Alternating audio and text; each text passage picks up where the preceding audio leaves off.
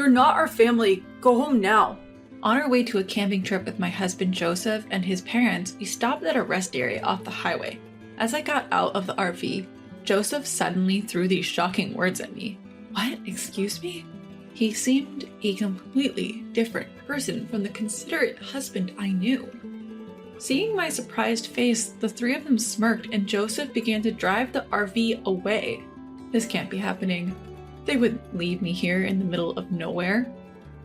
Panicking, I made a phone call only to receive a jaw-dropping response from my mother-in-law. You really thought you could come along with us? What a nerve you've got. Please don't say that and come back. I was looking forward to our trip. Well, the highway is a one-way street. You can't just turn around. Besides, you're not a part of our family. You're just my daughter-in-law. Know your place. Bye now. We're going to have fun without you. As I was staring dumbfounded at the abruptly ended call, the RV gradually became smaller and smaller until it disappeared from sight. The words that I wasn't a part of their family pierced my heart and ached intensely. This is terrible. They had me prepare everything, and then a wave of bitterness and heartache washed over me. Feeling helpless, I had no choice but to call a taxi and go back home. I'm Allison, 31 years old. I got married 2 years ago to my husband Joseph, who is the same age as me. He bought a house for us when I hesitated to live with his parents. Although it's within a stone's throw from my in-laws' house, it's better than living with them. However, they are free-spirited people who would suddenly ask me to do a huge amount of shopping or even have me clean their kitchen, dirty with dishes and greasy from cooking oil.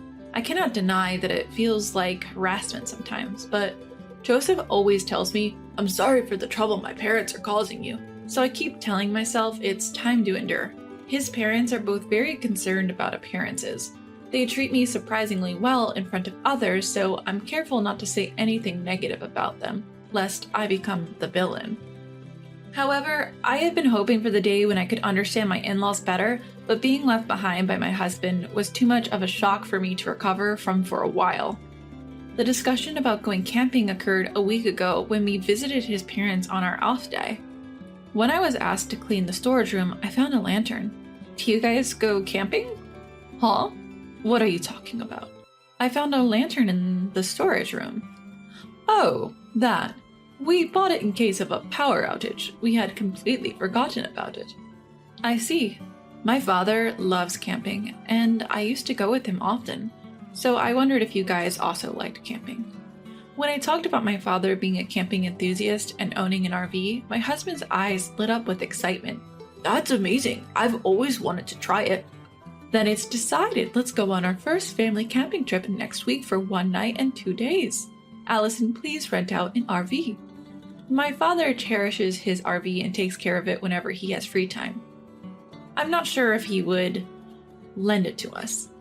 Now it's your job to convince him. You better beg him to lend it to us, got it? When I hesitated due to the sudden request, my husband pleaded with me.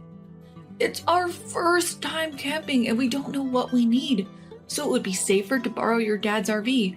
Besides, I want to please my parents with a fun camping trip. Please, Allison. I had no choice but to agree when asked like that. I immediately went to my father's place and explained the situation. To my surprise, he gladly agreed. Really? Is it okay? Of course. I thought you would refuse because you always polish and take care of it in your spare time. If it's for you, Allison, I'm happy to lend it, and I'm touched by your desire to please Joseph's parents. So take this whole set of camping gear so you can enjoy your first camping trip. If you're a beginner, this and this would be good. My father selected easy-to-use equipment for beginners while explaining various things. I was more than happy to know how much my father cared about me, and my heart was warmed. It would be great if this camping trip could help me get closer with my in-laws. Alright, I'll work hard to prepare. I reserved a campground where we could use power comfortably, and there was a hot spring nearby. When I told my husband and in-laws, they were delighted. We're so lucky to have you, Allison. I'm so excited, I can't wait. I'm glad you're happy. On the day of the trip, I got into the RV, driven by my husband, full of excitement. We got on the highway and headed for the campground. My heart was pounding with anticipation. After driving for a while, my mother-in-law started being demanding again. Joseph, I'm thirsty. Can we stop at the interchange on our way? Mom, I brought some drinks. You can pick any one from here. None of them really appeal to me. As my daughter-in-law, you should know my tastes. I'm sorry. As soon as I got out of the car at the interchange to buy my mother-in-law a Dr. Pepper as she had requested, my husband spoke shocking words to me in a cold tone, unlike his usual self. Allison, you're not a part of our family, so go home now. Excuse me, what? What suddenly got into you? He seemed like a complete different person. He wasn't the Joseph that I knew, the one who usually showed consideration for me. As I looked shocked and unable to understand what had just been said, the three of them laughed with a sneer and the RV started moving again, leaving me behind. They left me here? In the middle of nowhere? Is this some kind of joke?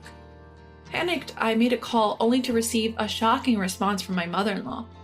You thought you could really come with us? What a brazen woman. You are not a part of our family. Be aware of that. Bye. We'll enjoy a good family time without you. I stood still, dumbfounded, staring at the abruptly disconnected call.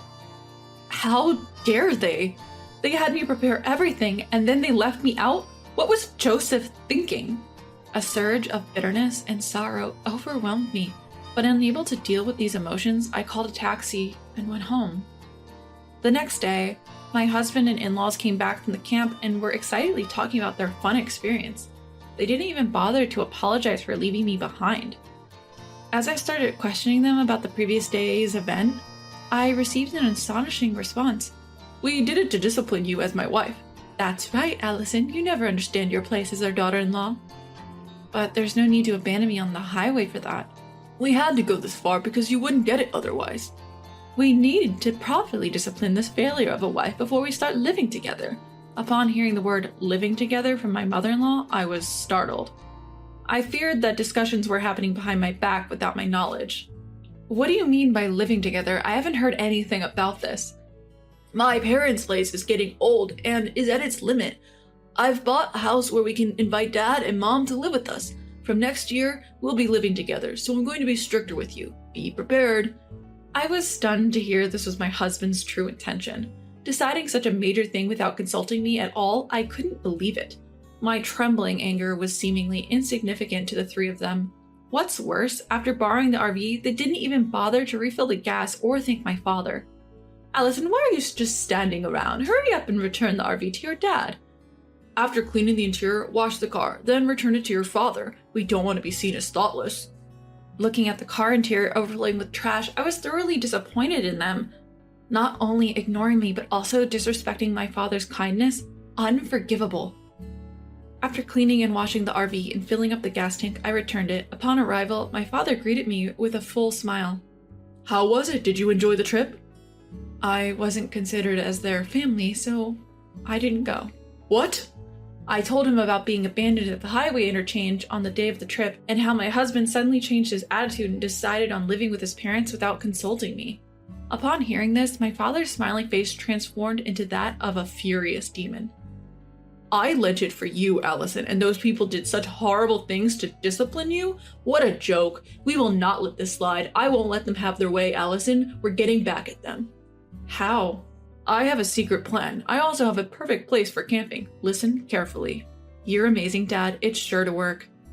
Keeping the wisdom my father bestowed upon me in my heart, I returned to my in-laws' house where my husband and his parents were still excited about yesterday's events. Now is the perfect chance to lure them. I smiled lightly, carefully keeping my emotions hidden, and spoke to the three of them in a gentle tone.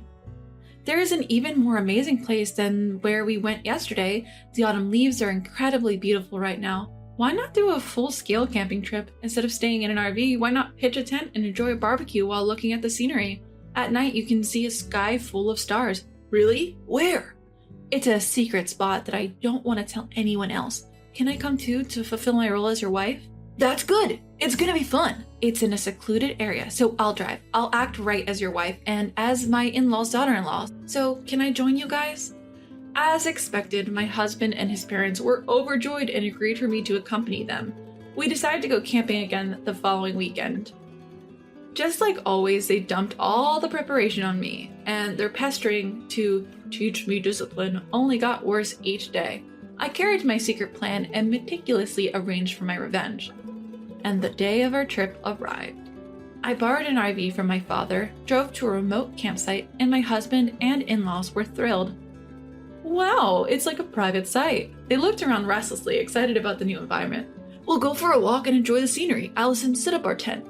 Understood. Enjoy your walk. Come on, let's go quickly. With those words, I saw off the joyous trio and began preparing for the camp.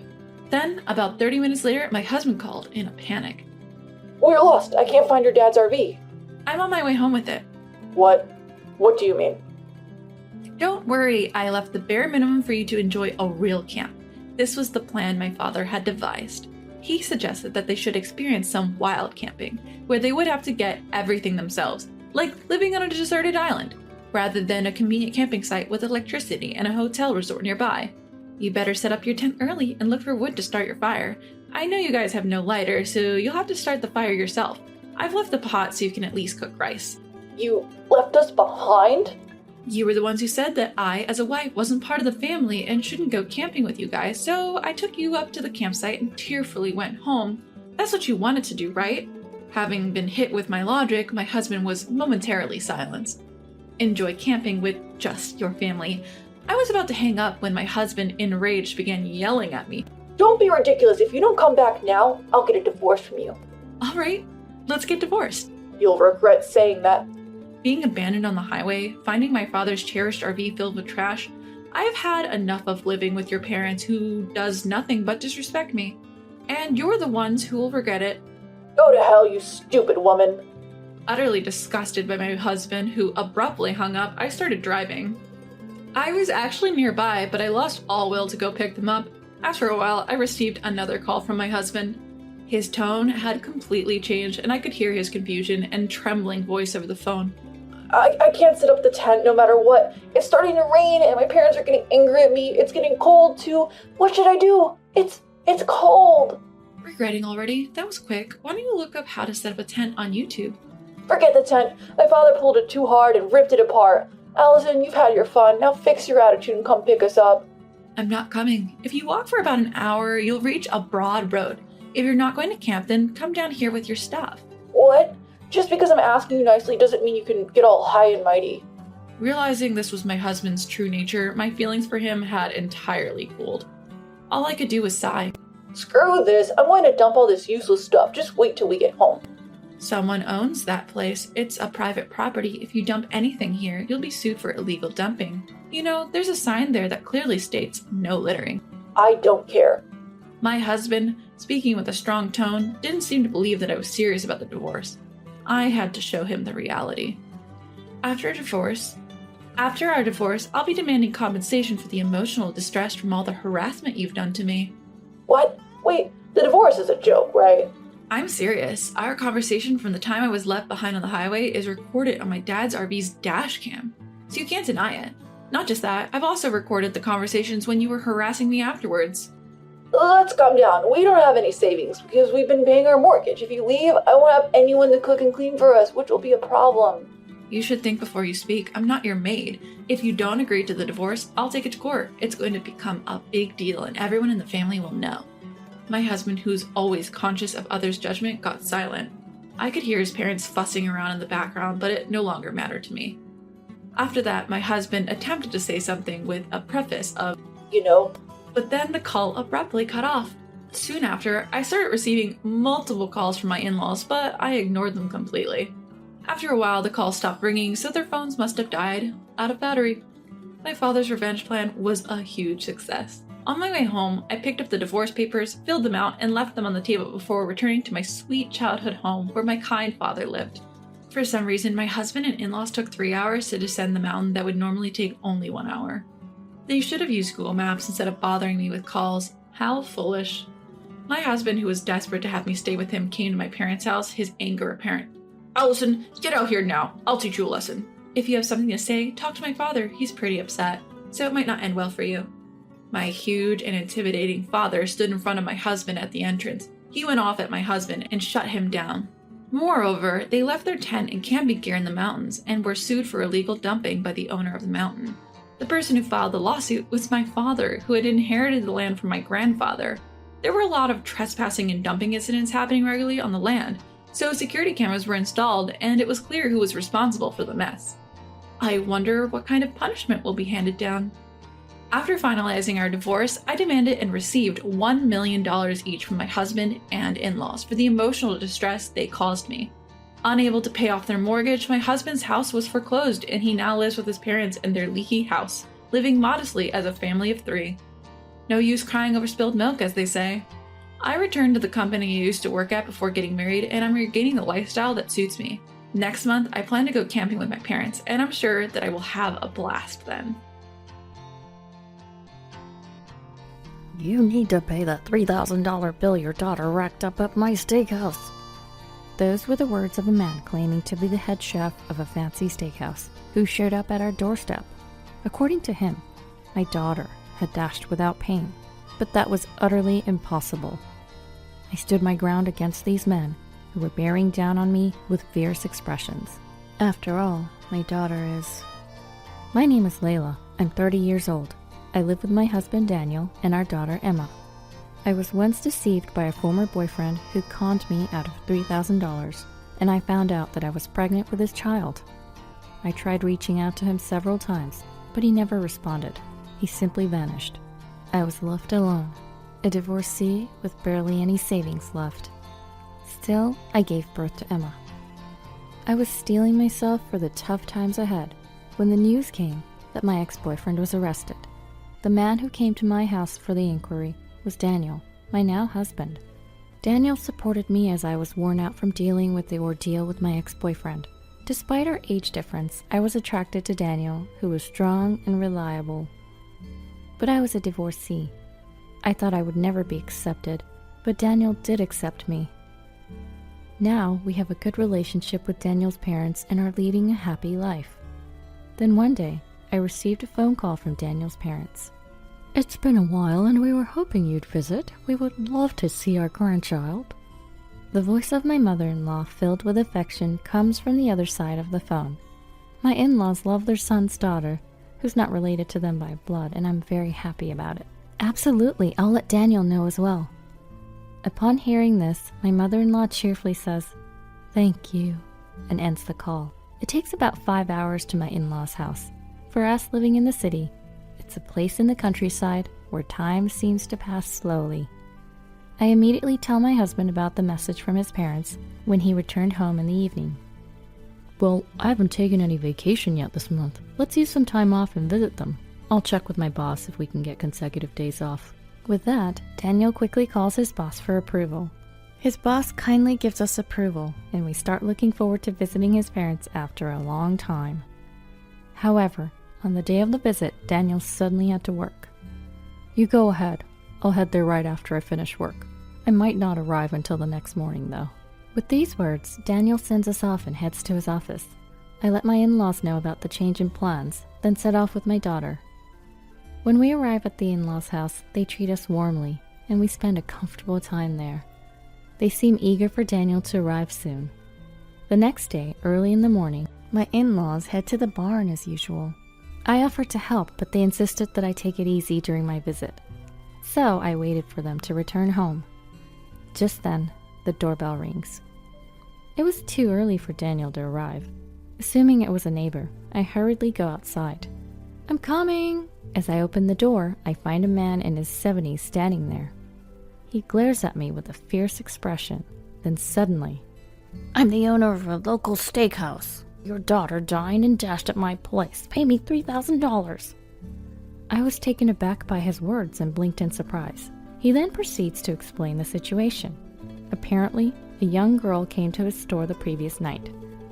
Despite warning her that his store was too upscale for her to afford, she forced her way in and consumed $3,000 worth of food and drinks, after which she quickly left without paying.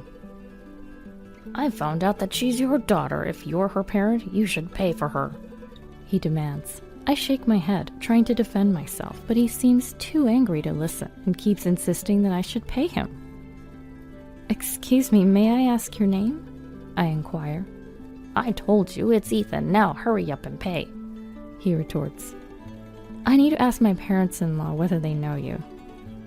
"Huh, shouldn't you be more worried about paying me first?" Well, yes, but could you please wait a second? I ask him to wait and immediately contact my in-laws. I call them right away to confirm my suspicion. They respond quickly, and I'm told an astonishing fact. Trying not to show my surprise, I look at the man standing before me. I can't pay you, I say. What are you saying? You don't care if my business suffers. If you don't pay, I'll call the police. But wait, I think there's some misunderstanding. There can't be a misunderstanding. I made sure to ask for her name when she dined. Ethan brings out his cell phone to call the police. A policeman happens to pass by. The steakhouse owner called over the police officer and explained the situation. The officer furrowed his brows and glared at me, saying, "May I have a word with you?" I was confused, not knowing what to do with the officer's intimidating gaze. "Your daughter is suspected of dining and dashing. If things stay as they are, we'll have to arrest her," he stated, demanding I hand over my daughter right away. No, there's been a misunderstanding. My daughter wouldn't do something like that. Even though I said this, the officer was unyielding. The steakhouse owner then said, "If you insist," offering a concession. "I'm not a monster. Since we're neighbors, if you can pay, I'll forgive her." "Ethan, are you sure about this?" It doesn't bother me. She's a young girl. I knew she wouldn't be able to pay from the beginning, but she still wanted to eat my food. Isn't that an honor?" The steakhouse owner laughed heartily at this. The police officer's expression softened, and he presented me with a choice. "Ethan here is offering you a solution. Why don't you pay the $3,000 for the food and the drink bill? He hasn't filed a complaint yet, so you won't be charged with a crime." I refused nonetheless. As I opened my mouth to explain my reasons, the steakhouse owner's face flushed with anger and he yelled, "You're spurning my generosity. Is this how you raised your daughter? Don't mess with me." "Calm down, please. Why are you refusing to pay? If things stay as they are, your daughter will truly be arrested." With a bewildered expression, the police officer asked me, "I can't just agree to this." As I was saying this, the steakhouse owner let out a laugh, saying, Sorry, you mean you don't have $3,000 on you right now? I forgot. As we age, we become forgetful. Well, our shop accepts credit card payments. If you entrust your credit card to me, I can handle the payment and return it later. Is that good?" Saying this, he instructed me to get my wallet.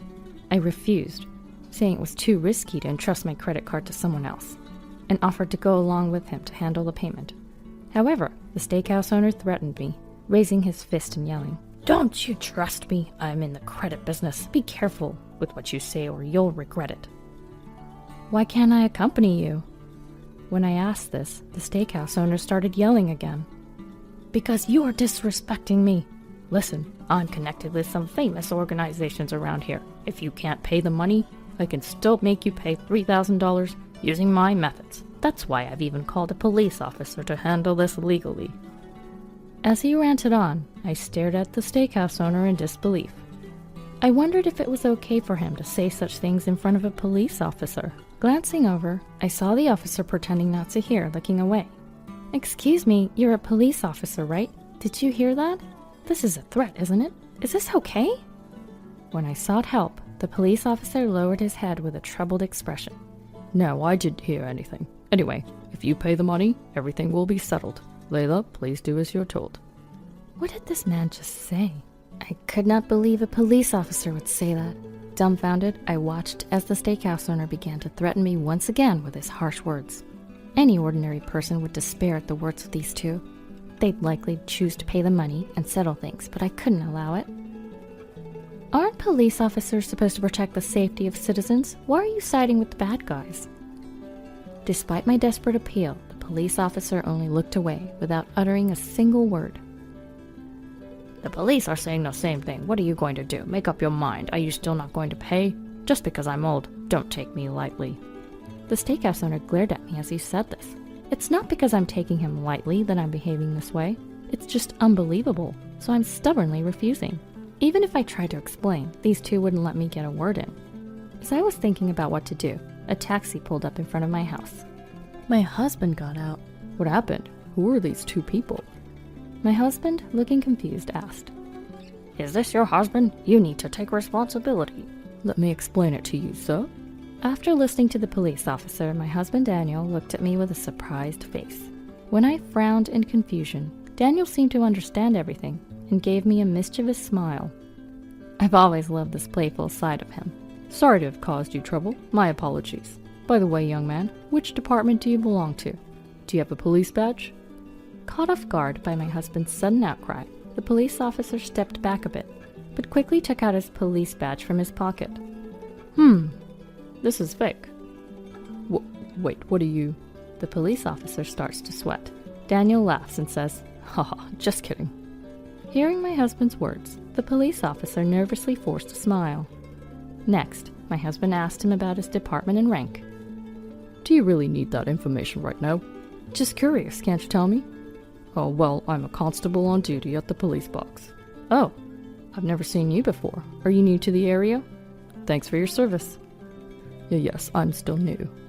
So, would you mind if I contacted your station? Is it okay to use the name written in your badge earlier, Grayson Martin? As my husband asked this while taking out his phone, the police officer quickly grabbed his hand. Before that, about the issue with Ethan, I would appreciate it if you could tell me whether you can pay or not.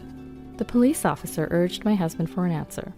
The steakhouse owner, Ethan, seemed to have been completely overwhelmed by my husband's pace, and his fierceness from earlier had disappeared. You take responsibility. You're the husband, right? Yes, but I don't have a job that earns that kind of money. That doesn't mean you can dodge your bills. Unfazed by Ethan, Daniel just shrugs it off and says, Oh, well. Oh, one last thing. Can you tell me your gun serial number? What? Why? It's not something I can easily tell you. Huh? That can't be.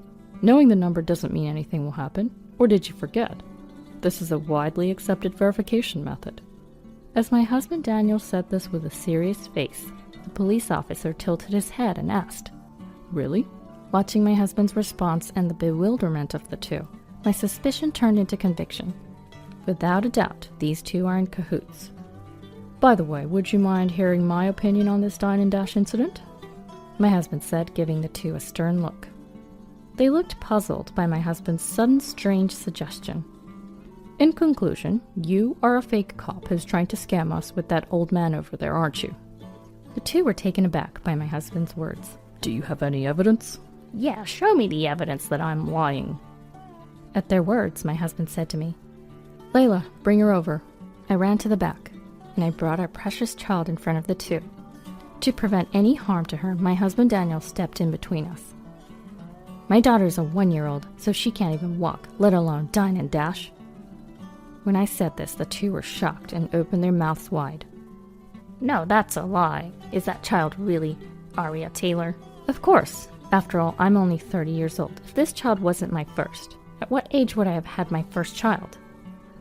When I said that, Ethan, the steakhouse owner, clearly became unsettled and took a step back. Then he glanced at the police officer, who nodded in response to his gaze. Oh, it seems that the dine and dasher was someone else. My apologies. The police officer and the steakhouse owner were about to run off. Then Daniel stepped in, encircling them so they couldn't escape. I immediately retreated to the entrance and watched the two through a gap in the door. Could you perhaps let me through? No, we won't let you escape. You might be scammers. We won't allow it. Don't mess with me. I'm a police officer. If you don't let me through, I'll arrest you for obstructing an investigation. The officer tried to forcefully shove Daniel aside, but Daniel nimbly circled back in front of him. My apologies for not introducing myself earlier. I'm Daniel Taylor, Chief Inspector of the New York Investigation Division. With that, Daniel pulled out his police badge from his pocket. It was a genuine police badge shining there, not some cheap imitation, like the one the young officer had shown earlier. Well, what? Liar, I'm the real deal. Whether you're real or not doesn't matter. You've committed fraud, haven't you? It's a disgrace for a police officer. Do you understand what the investigation division does? Well, what are you talking about? You don't know what the investigation division is? The division is responsible for investigating intelligent crimes, such as fraud, embezzlement, counterfeit money, election violations, financial crimes, defamation, and high-tech crimes. In other words, deals with criminals like you. Saying this, Daniel quickly took out handcuffs and began to arrest the two. The two couldn't resist the professional, and they were quickly apprehended. Daniel then immediately took out his phone and said, I've apprehended fraudsters on the spot. This is outside my jurisdiction. Please send officers from the designated area over here immediately. Upon hearing Daniel's words, the faces of the two scammers quickly turned pale. But please forgive us. We were just desperate for money. It's our first offense. Please let us go. Just then, my in-laws arrived with the police. Are you okay? Sorry we're late. This guy couldn't explain things properly. Whatever. Wait, you're here too. What a relief. My in-laws said that, pulling me and our daughter in to hug us.